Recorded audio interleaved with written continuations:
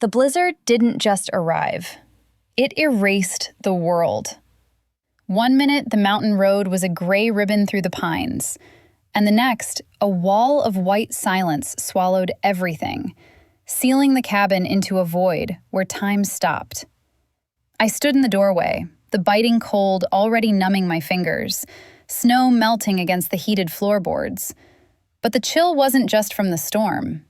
It was the woman standing in the center of my living room, my sanctuary, holding a glass of my whiskey like she owned the place. 2 lives, 1 booking error, and a storm that refused to compromise. I had designed this A-frame for silence. The angles were calculated to deflect the wind, the glass meant to frame solitude, not this. I'd driven 4 hours through a degrading weather system to finish the blueprints for the vivid skylight project, craving the absolute zero of an empty house. Instead, I found the driveway plowed and the lights blazing. My key turned in the lock, but the door was already unlocked. Inside, the air smelled of wood smoke and bergamot? Not my scent. She was standing by the kitchen island, backlit by the recessed lighting I had installed myself. Tall, dark hair pinned back but escaping in strands, wearing a cashmere sweater that looked soft enough to sleep in. And she was drinking the 18-year-old single malt I saved for topping out ceremonies. "You're early," she said. Not scared, not apologetic, just casual. "I'm the owner," I said, dropping my bag. The thud was heavy, deliberate on the slate. "And you're drinking my scotch." She blinked, then looked at the glass, then back at me. Her gaze was direct, unflinching. "I'm the tenant, rented through the platform, and the welcome packet said to make myself at home. I assumed the scotch was part of the premium package." I pulled out my phone. No signal, of course. There is no premium package. There is no rental. I blocked these dates 6 months ago. She didn't flinch. She just tapped her own phone, sliding it across the granite counter. "Confirmation number 894-Bravo. Paid in full, non-refundable." I looked at the screen. Then I looked at mine. The dates overlapped perfectly. A glitch. A digital collision that had put a corporate crisis manager, her ID badge was still clipped to her purse on the counter, in the middle of my architectural retreat. "You need to leave," I said. My voice was calm, structural. The voice I used when contractors tried to cut corners on load-bearing walls. "The storm is getting worse. If you leave now, you can beat the accumulation." "I don't retreat," she said, leaning against the counter. "Sloan, and I'm not driving down a mountain in a whiteout because an algorithm failed. You leave. It's my house. It's my vacation." The tension in the room was sharper than the frost on the windows. Outside, the wind howled, a physical weight battering the glass. Inside, it was warm, deceptively intimate. The fire she'd lit, my firewood, my hearth, crackled, mocking the standoff. I looked at her. She wasn't backing down. Her stance was wide, grounded. She treated the space like she belonged there, occupying the volume of the room with a confidence that irritated me more than the intrusion itself. I wanted to map the flaws in her argument, dismantle her presence brick by brick, but the atmosphere was shifting. The cold from the open door was warring with the heat she'd built. "I'm not leaving," I said, stepping fully inside and kicking the door shut. "And neither are you, apparently, so I suggest—" A sound like a gunshot cracked through the valley. It wasn't a gun. It was wood, massive, ancient wood snapping under the weight of ice. We both turned to the great room window just as a massive pine crashed across the driveway, burying the hood of my car and effectively sealing the exit. The vibration traveled through the floorboards, up through the soles of my boots. Sloan took a sip of the whiskey. Her hand didn't shake. "Well," she said, her voice dropping an octave, rich with resignation. "That simplifies the negotiation." I stared at the blocked road. The white wall was complete now. We were sealed in. "The power lines," I whispered. I knew exactly where they ran. I knew the tree had taken them down before I even saw the spark. "What?" Sloane asked. The dash. The overhead lights flickered. Once, twice. Then the cabin plunged into the gray, heavy twilight of the storm. The only light left was the fire she had lit, casting long, dancing shadows against the walls I had built to keep the world out. The silence that followed the power outage wasn't empty. It was dense. It pressed against the eardrums, a sudden vacuum where the hum of the refrigerator and the subtle buzz of the heating system used to be. For most people, this is the moment panic sets in. The realization that the grid has abandoned them. I switched on my phone's flashlight, the beam cutting a sharp white cone through the sudden gloom. The light caught Ember's face. She hadn't moved. She was staring at the dead, recessed lighting as if she could will the photons back into existence through sheer architectural arrogance. She looked furious, not scared. Her jaw was set in a line so sharp it could cut glass. "The generator," she said, her voice tight. "It's in the shed. It can run the router and the workstation outlets. I have a deadline at 8 a.m. "The shed is under 4 feet of drift and behind a fallen pine," I said, moving the beam away from her to sweep the room. I was checking for drafts, for thermal leaks. And even if we could get to it, we're not wasting fuel on a router. "I don't think you understand," she snapped, turning to face me. The movement was jerky, uncoordinated. "This isn't a vacation for me. The Skylight project is the most significant commission of my career. I need my laptop. I need the server connection. And I need not to freeze to death in a glass house," I countered, my voice steady. I walked over to the massive floor-to-ceiling windows. They were beautiful, breathtaking really, framing the storm like a piece of violent art. But beauty doesn't insulate. "Look at your design, Ember. It's stunning. It's also a thermal sieve. Without the forced air system, this place is going to bleed heat like a severed artery. It's passive solar efficient," she argued, defensive now. She crossed her arms, a barrier against me and the logic I was presenting. "It's night," I pointed out, tapping the cold glass.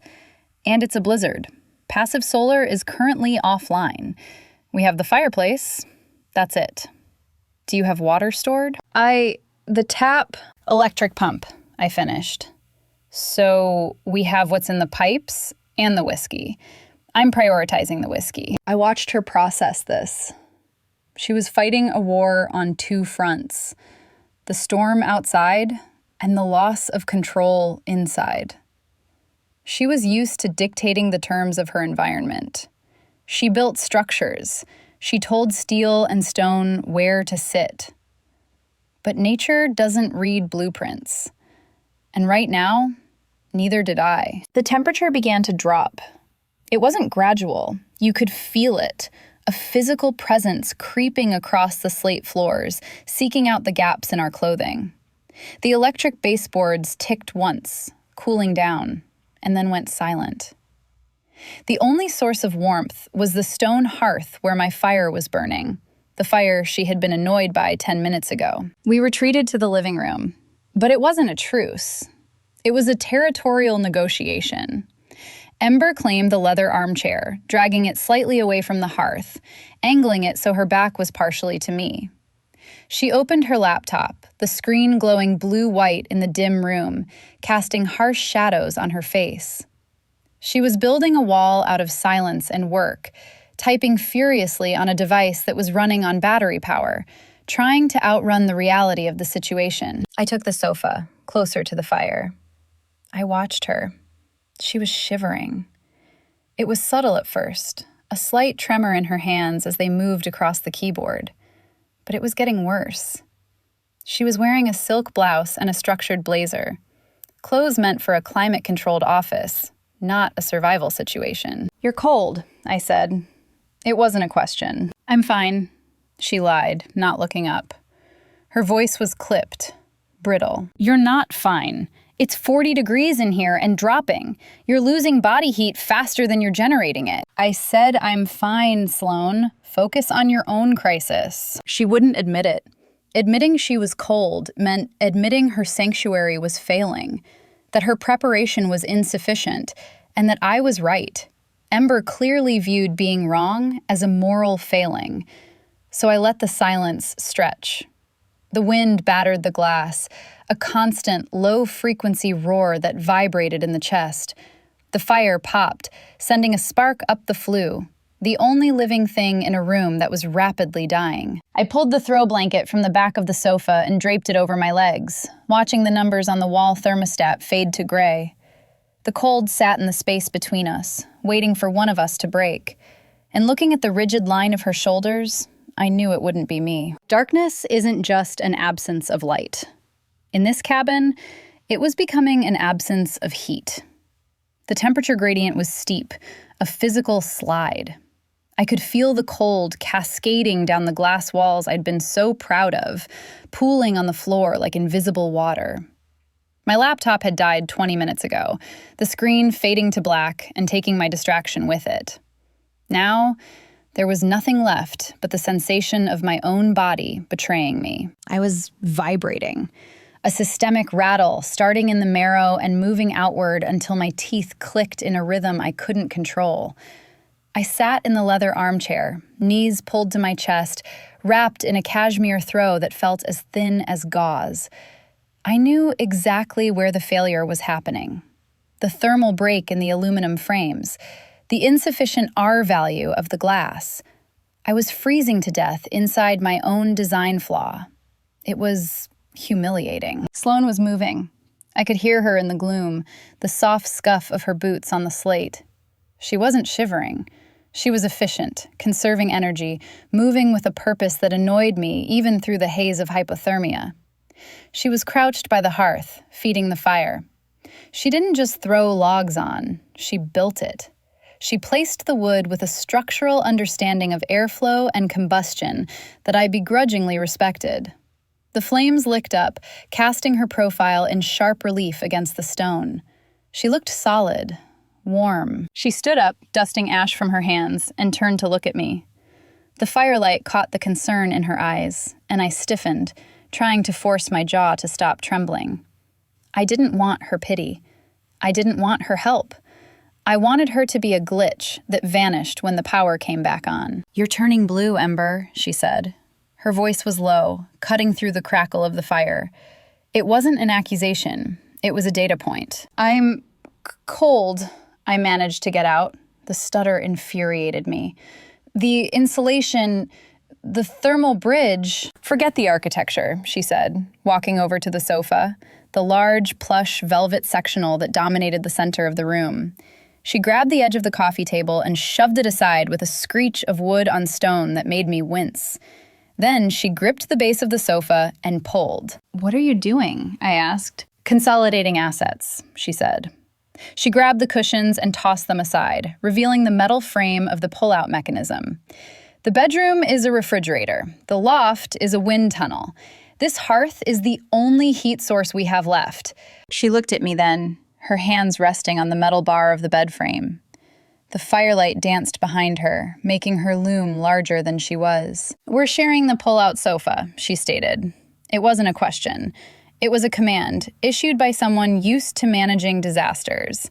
"It's the only place the heat reaches, and you're hypothermic." "No," I said, the word automatic. "I have boundaries. I don't know you." "You know I'm warm," she countered. "And you know that if you stay in that chair, you're going to pass out in an hour. This isn't a sleepover, Ember. It's survival. Do you want to freeze to death with your dignity? Or do you want to wake up in the morning?" My teeth chattered a loud staccato rhythm in the silence. My fingers were so numb I couldn't feel the weave of the blanket. The cold was a physical force, crushing the air out of my lungs. The logic was unassailable. I hated it. "Fine," I whispered. She didn't gloat. She just nodded and pulled the mattress out. It unfolded with a groan of springs, a stark, utilitarian sound in the elegant room. We worked in silence to dress it. I found the spare linens in the ottoman, my hands fumbling with the sheets, clumsy and useless. Sloane took over, her movements sure and quick.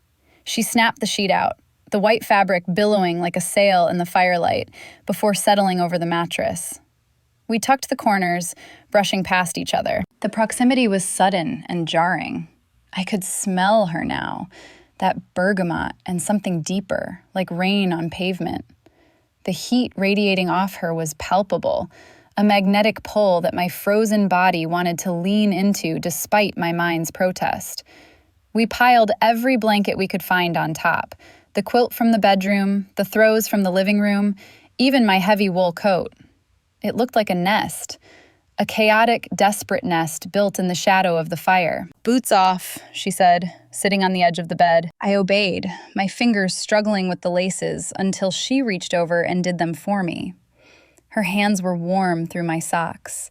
The touch sent a jolt through me that had nothing to do with the cold, a sharp electric spike of awareness that terrified me more than the storm. We climbed in. The mattress was thin, the springs unforgiving. We lay on our backs, staring up at the darkened beams of the ceiling, the fire casting frantic shadows that danced between the rafters. There was a foot of space between us, a demilitarized zone of cold sheet. "Turn on your side," she said softly, back to back, less surface area exposed. I turned. I felt the mattress shift as she did the same. Then I felt it. The press of her back against mine. The contact was tentative at first, just the brush of shoulders, the graze of a hip, but the cold was relentless, pushing us together. I squeezed my eyes shut, trying to maintain the mental wall I'd built, but the physical reality crumbled it.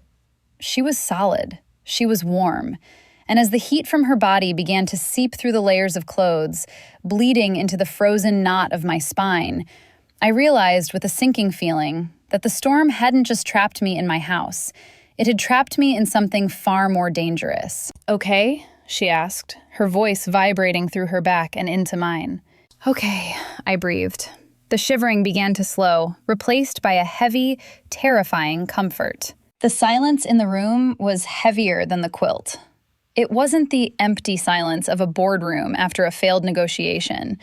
It was a living, breathing weight. Outside, the wind had stopped screaming and settled into a low, moaning drone, a constant reminder of the isolation that wrapped around the cabin like a tourniquet.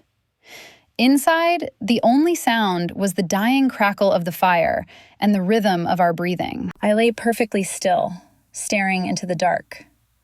My eyes had adjusted enough to make out the skeletal beams of the ceiling, but my focus was entirely on the heat source pressed against my back.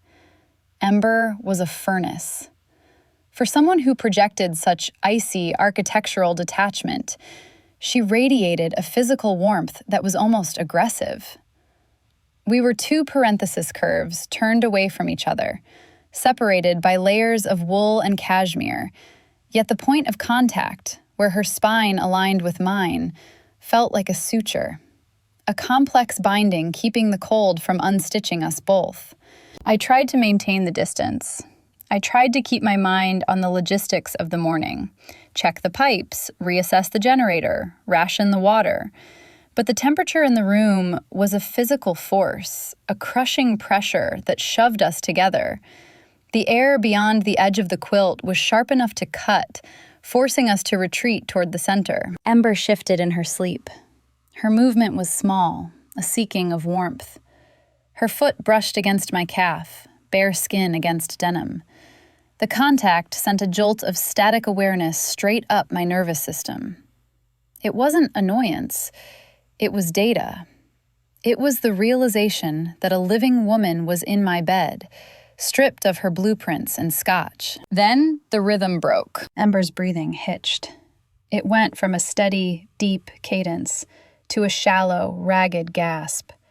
Her body went rigid against mine, the muscles in her back seizing up as if bracing for an impact. She made a small, sharp sound in her throat, a whimper that sounded terrifyingly loud in the quiet room. She jerked awake, sitting bolt upright, dragging the heavy quilt with her. The cold air rushed in to fill the void, but I didn't care. "No," she gasped, her voice thick with panic. She was disoriented, staring wildly at the dying embers of the fire, her hands clutching the sheet. I didn't think. I just moved. I reached out, my hand finding her forearm. Her skin was clammy, her pulse hammering against my fingertips like a trapped bird. "Ember," I said. My voice was low, pitched to soothe. "You're safe. The power is out. We're in the cabin." She flinched at my touch, then froze. She looked down at my hand on her arm, then up at my face. In the dim red glow of the coals, her eyes were wide, stripped of all that professional arrogance. She looked young, terrified. She swallowed hard, her chest heaving. "I thought the structure was failing. I heard the glass break." "The glass is fine," I told her, keeping my grip steady, grounding her. "The structure is holding. It's just the wind." I felt the tension slowly bleed out of her. Her shoulders dropped. The rigid line of her spine softened. She wasn't the high-powered architect right now. She was just a person who was exhausted, cold, and scared. I realized then that the Ice Queen persona was just that, a load-bearing wall she'd built to keep the world from seeing the stress fractures underneath. "Sorry," she whispered, pulling her arm back, but not far. She rubbed her face with her hands. I don't sleep well." "Hazards of the trade," I said softly. "You build glass houses. You worry about stones." She let out a breath that was almost a laugh. "Something like that. And you? Do you sleep?" "I fix disasters," I said, lying back down and pulling the quilt up to my chin. "I sleep when the fire is out." She hesitated, then lay back down. This time, she didn't turn away. She lay on her back, staring up at the ceiling, close enough that I could feel the heat radiating from her shoulder. "I'm here because I'm tired, Sloane," she confessed, the words drifting into the darkness. "I'm tired of holding everything up." "I know," I murmured. "Tonight, let the snow hold it up." I woke to the sensation of being pinned. Not by debris, but by an arm draped across my waist, heavy and solid. The air in the cabin was frigid, a sharp contrast to the heat radiating from the body pressed against my back. I lay there, staring at the gray light filtering through the snow-packed windows, listening to the slow, rhythmic breathing of the woman who had invaded my sanctuary. Sloane shifted, her forehead resting against my shoulder blade. The contact felt necessary, like a cross brace stabilizing a wall against high winds. For a long moment, I let myself sink into it, the tension in my spine dissolving into the warmth of the quilt. We extracted ourselves eventually, a clumsy disentanglement of limbs that should have been awkward but was merely slow. The cold was a great equalizer. It stripped away the polite fiction of modesty. We were just two mammals trying to preserve thermal mass. "Coffee," Sloane croaked, sitting up and running a hand through her hair. It was a mess, wild and dark, and for some reason, I wanted to sketch it. "Tell me there's a manual way to make coffee." "Propane stove," I said, pulling my thick wool cardigan tight around me. "French press. We have water in the reserve jugs." The kitchen became our command center. It was a small galley designed for one person to move efficiently between the triangle of sink, stove, and fridge. Two people should have been a collision hazard. Yet, as we moved to prepare breakfast, we didn't crash. It was a strange, silent dance. I measured the grounds. She lit the burner. She found the oats in the back of the pantry and set a pot on the flame without asking for instructions. We moved around each other with a fluidity that usually takes years to develop. No "excuse me," no "watch out," just an intuitive understanding of where the other person was in space. It was efficient and unnerving. We ate sitting on the floor by the hearth, the only habitable zone in the house. The porridge was plain, sweetened only with a handful of dried cranberries Sloane had scavenged, but it tasted like salvation. "You move like you're drafting the room in real time," Sloane observed, watching me align my spoon parallel to the bowl's edge. "Checking the angles. It's intense. I like it." I felt a flush rise up my neck that had nothing to do with the fire. "And you," I countered, needing to deflect, "you treat the space like a crisis to be managed. You're constantly scanning inventory. You pace. I do not pace. You've done laps around the sofa. You're wearing a groove in my slate. Kinetic processing, she said, leaning back against the sofa base, stretching her legs out. I think better when I'm moving. Unlike you, who seems to think better when you're frozen in a state of perfect geometric alignment. Chaos is the enemy of good design, I recited, a mantra from my first year of architecture school. Chaos is where the life happens, Ember. You can't gridline a blizzard. The day dissolved into a quiet rhythm. The storm had sealed us in a capsule outside of time.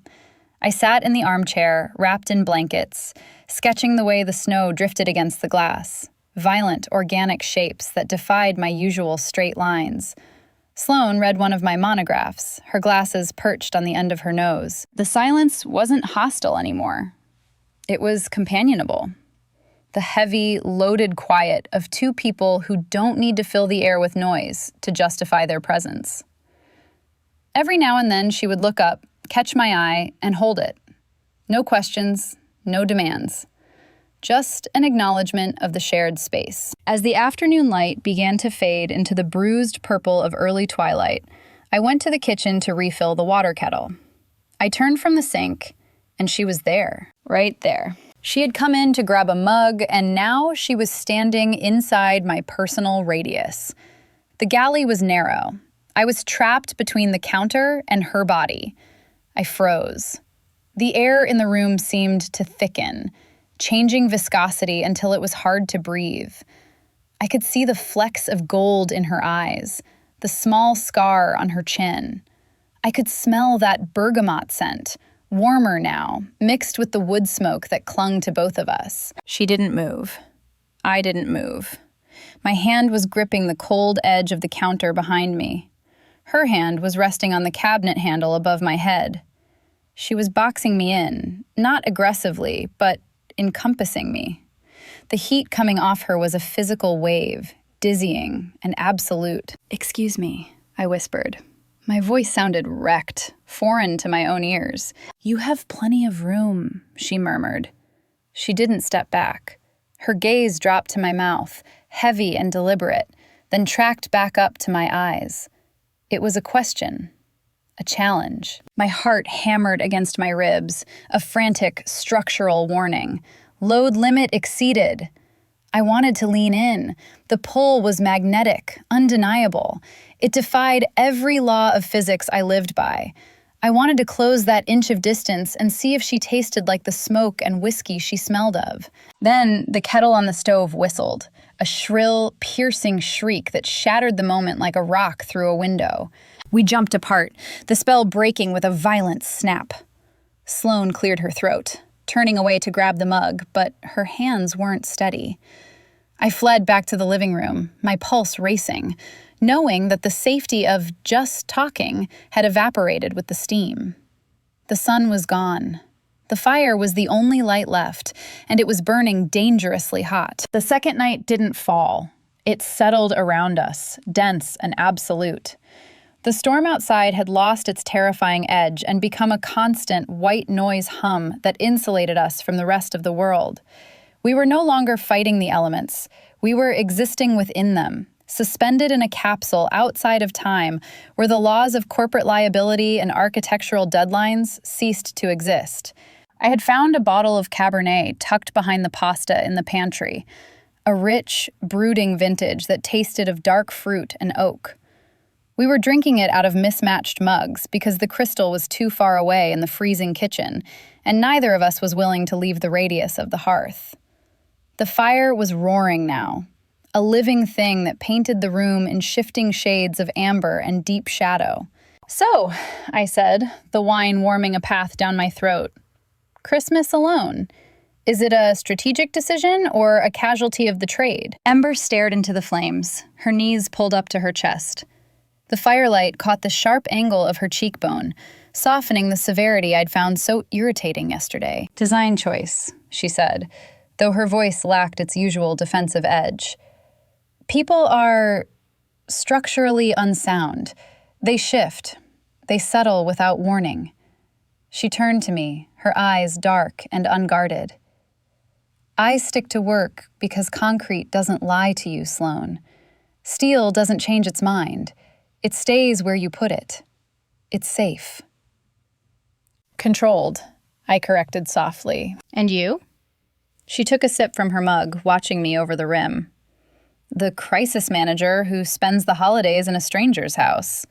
Who are you hiding from? I swirled the dark liquid in my cup, watching the vortex. I fix things, Ember. That's my entire existence. Companies, reputations, disasters. I fly in when the building is burning, I put out the fire, and I leave before the smoke clears. I'm excellent at the emergency. I'm terrible at the reconstruction. You don't stay for the ribbon cutting? I'm never invited. It's easier to be the hero who leaves than the partner who stays and disappoints. I manage everyone else's chaos, so I don't have to look at my own. And what does your chaos look like? Empty apartments, I admitted, the truth slipping out easier than I expected. Suitcases that never get fully unpacked. A contact list full of clients and empty of this. Just sitting. Just being. The silence that stretched between us wasn't empty. It was viscous, shifting under the sudden stress of intimacy. I watched her. I allowed myself the indulgence of really looking at her, stripping away the context of the blizzard and the booking error. In the flickering orange light, she was breathtaking. But it wasn't just aesthetic. It was her intensity. The way she held herself was a study in tension and release. She was a perfectly executed algorithm, a complex, beautiful equation that I was desperate to solve. I watched the way the firelight played over the hollow of her throat, the way her lashes cast long, trembling shadows on her cheeks. I realized then that I didn't want to fix her. There was nothing broken about her. She was just fortified. And for the first time in years, I wanted to be the one allowed inside the gate. "You're staring," she whispered. She didn't look away. Her gaze held mine, unflinching. "I'm assessing," I lied, though my voice dropped, raspy with something that wasn't smoke. And I think the insulation is holding." She set her mug down on the slate hearth. The ceramic clicked against the stone, a final, definitive sound. She didn't pull back. She didn't retreat into her blueprints. She just watched me, her breathing shallow, her lips slightly parted. The safety of just talking vanished.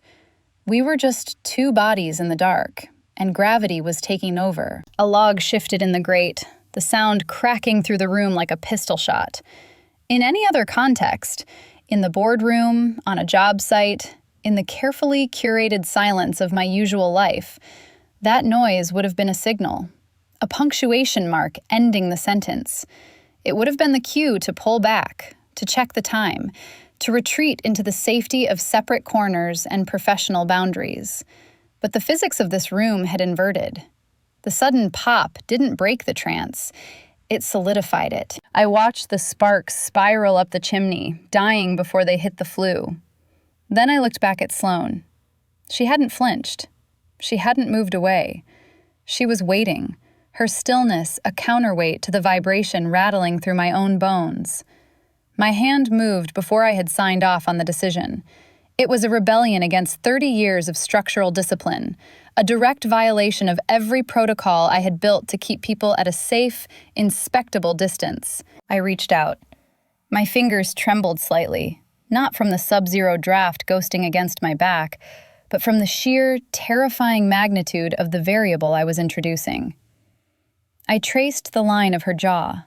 It was sharp, defined, a load-bearing feature of a face that usually projected nothing but invulnerability. Under my fingertips, her skin was fever hot, a stark contrast to the chill that had seeped into the marrow of the cabin. I was mapping her, learning the topography of the woman who had dismantled my defenses with nothing but a bottle of whiskey and a refusal to leave. Sloane's breath hitched, a small, fractured sound that destroyed the last of my resistance. She leaned into my touch. She didn't pull away. She pressed against the pressure of my hand, an invitation that required no verbal permit. Her eyes fluttered shut, revealing a raw, naked want that mirrored my own. I didn't hesitate. I couldn't. The distance between us collapsed. I leaned in, and when our lips met, it wasn't a question. It was an impact. It was the collision of two high-velocity objects that had been circling each other for 48 hours, pulled in by a gravity neither of us could engineer our way out of. There was no tentative testing of the waters, no polite exploration. It was desperate. It was heated. It was inevitable. The sensation overwhelmed the data processing centers of my brain. The contrast was violent. The biting, freezing air of the room warring with the inferno radiating from her skin. She tasted of the oaky wine and wood smoke, a dark, earthy flavor that felt ancient. Her hands found my waist, sliding under the hem of my thick wool sweater, her palms searing against my bare skin. The friction of her silk blouse against my wrist, the roughness of the rug beneath our knees, the smell of bergamot flooding my senses. It was a sensory overload that I didn't want to filter. I made a sound, something low and wanting, and she answered it, deepening the kiss, pulling me closer until there was no air left between us. This wasn't just physical. It felt like a merger of two volatile elements. For the first time in my life, I wasn't trying to control the structure. I wasn't worrying about the foundation or the load limits. I was just letting the building fall. We were two control freaks, finally, exhaustedly, letting go of the wheel. Her hands moved to my hair, tangling in the strands, holding me there like she was afraid I would vanish if she let go. I wasn't going anywhere. The blizzard could rage for a century. I wouldn't have noticed. The only reality was the heat of her mouth, the solid, grounding weight of her body against mine, and the terrifying realization that I had never felt this safe while being this exposed. We broke apart only when oxygen became a non-negotiable necessity.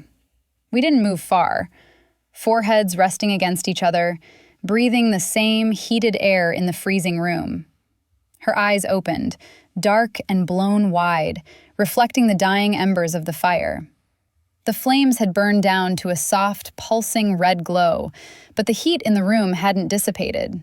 It had simply transferred to us. The morning didn't break, it shattered. I woke up to a violence of light. Brilliant, blinding sunshine reflecting off 3 feet of fresh powder and blasting through the glass walls. It was an interrogation lamp, exposing everything. The tangled sheets, the empty wine bottle on the hearth, the pile of clothes that had been discarded with such desperate urgency, and the empty space beside me. I reached out, my hand finding only cool linen. The panic hit me instantly. Not the survival panic of the storm, but the sickening, familiar lurch of the morning after. The crisis was over. The adrenaline had faded, and now came the damage assessment. This was the part I usually excelled at, the extraction. Pack the bag, sign the release forms, leave before the awkwardness sets in. I sat up, shielding my eyes against the glare, my heart hammering a retreat rhythm against my ribs. Ember was already up. She was standing by the kitchen island, fully dressed. The soft cashmere and messy hair were gone.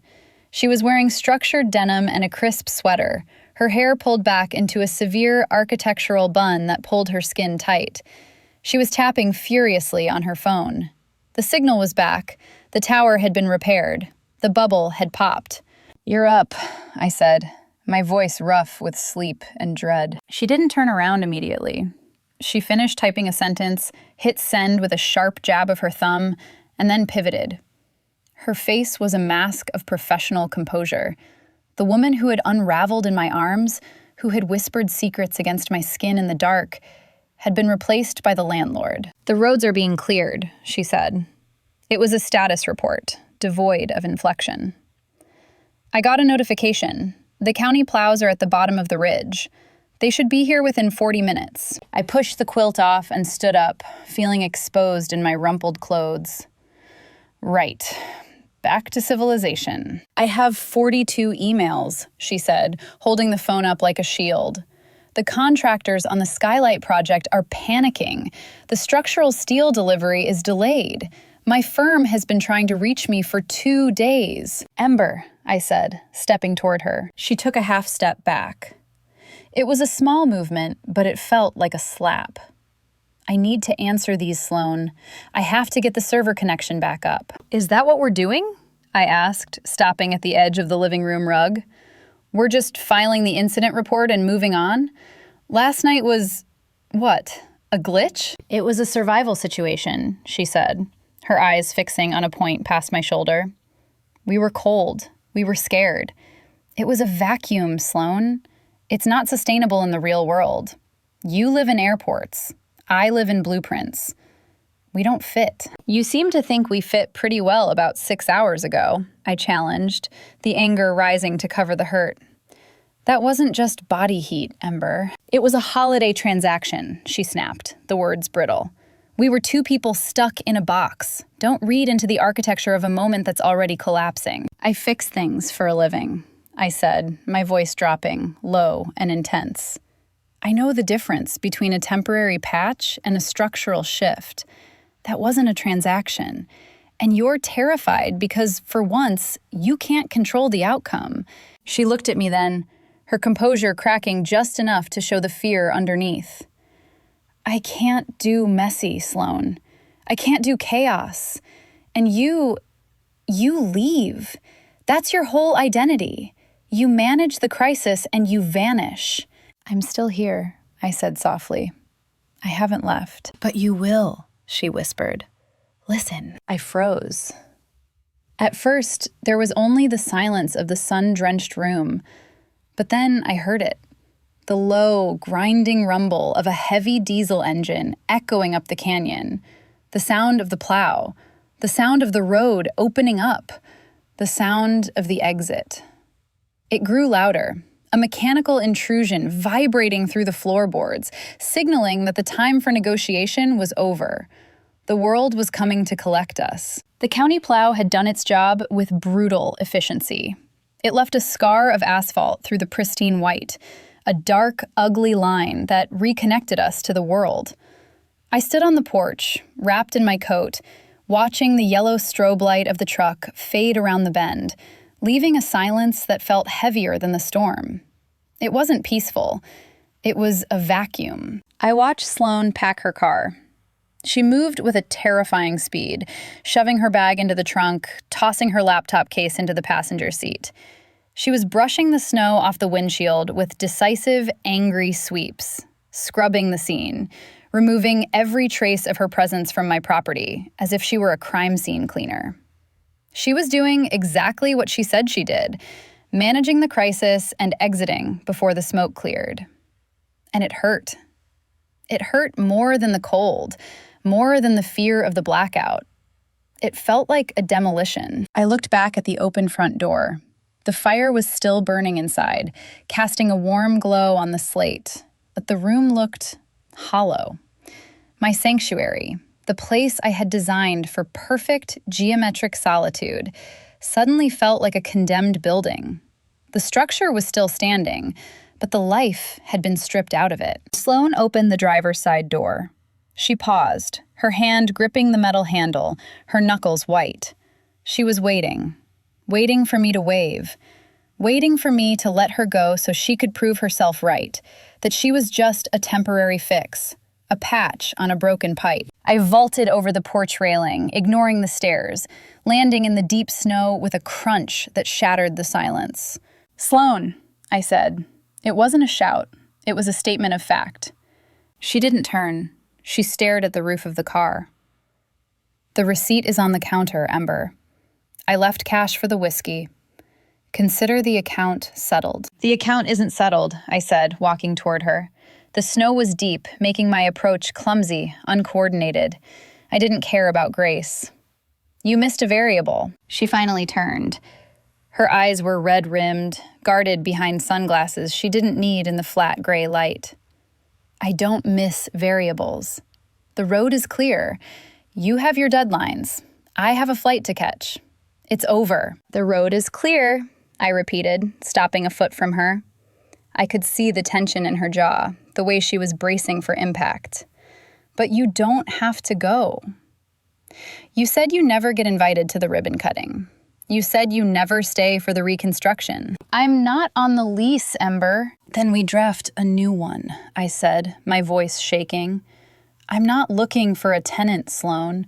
And I'm not looking for a contractor to fix me and leave. I'm telling you that the load-bearing capacity of this house, of me, it changed. It can't support the weight of being alone anymore. Not after this. You said you fix things. Well, you broke something. You broke the solitude. You can't just walk away from the wreckage. She stared at me, the professional mask slipping, revealing the exhaustion underneath. You hate chaos. I am a walking disaster. I hate chaos I can't understand, I corrected.